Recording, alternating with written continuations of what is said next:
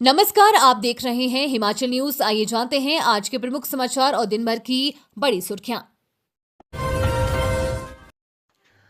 IGMC Shimla मारपीट मामला, doctor सामूहिक अवकाश पर ओपीडी सेवाएं प्रभावित, मांगे न मानने पर हड़ताल का ऐलान। आईजीएमसी शिमला में मरीज से मारपीट पर आरोपी डॉक्टर को बर्खास्त करने के बाद ये मामला गरमाया गया है।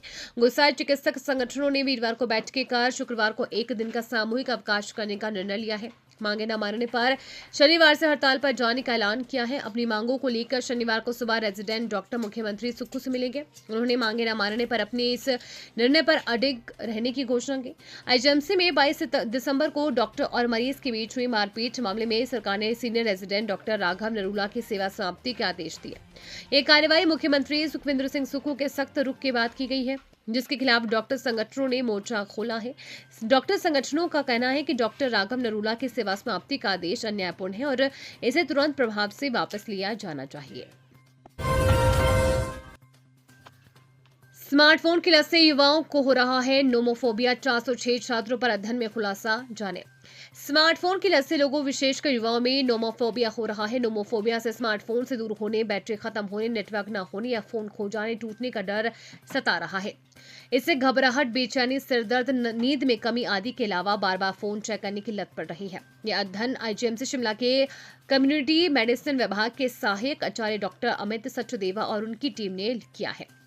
अध्ययन journal of pioneer medical sciences में छापा है। Indira Gandhi medical college IGMC Shimla के एमबीबीएस छात्रों पर किए गए एक अध्ययन में नोमोफोबिया के मामले सामने आए हैं। कुल 70.7% छात्रों में मध्यम स्तर का नोमोफोबिया पाया गया, जबकि 19% छात्र गंभीर नोमोफोबिया से ग्रसित मिले। यह अध्ययन 406 एमबीबीएस विद्यार्थियों पर किया गया। गूगल फॉर्म के माध्यम से जानकारी एकत्र की गई है।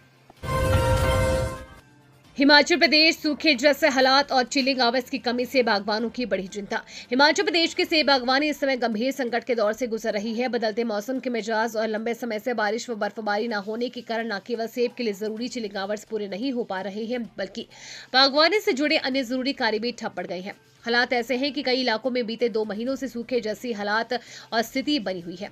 राज्य के ऊपरी और मध्य पर्वतीय क्षेत्रों में आमतौर पर इस समय तक पर्याप्त ठंड और नमी मिल जाती है, जिससे बागवान गोबर की खाद डालने, कटाई, छंटाई और अन्य पौधरोपण का काम शुरू कर देते हैं। लेकिन इस बार नमी की भारी कमी के चलते बागवान इन कार्यों से भी गुरेज कर रहे हैं।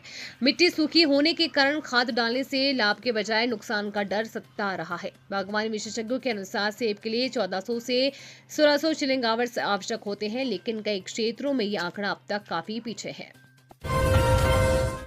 कार्टून देखने से मना करने पर 7 साल की मासूम रूठी घर से भागी, यहाँ का है मामला। मोबाइल में कार्टून देखने से मां के मना करने पर 7 साल की बच्ची इतनी आहत हो गई कि घर से ही भाग गई।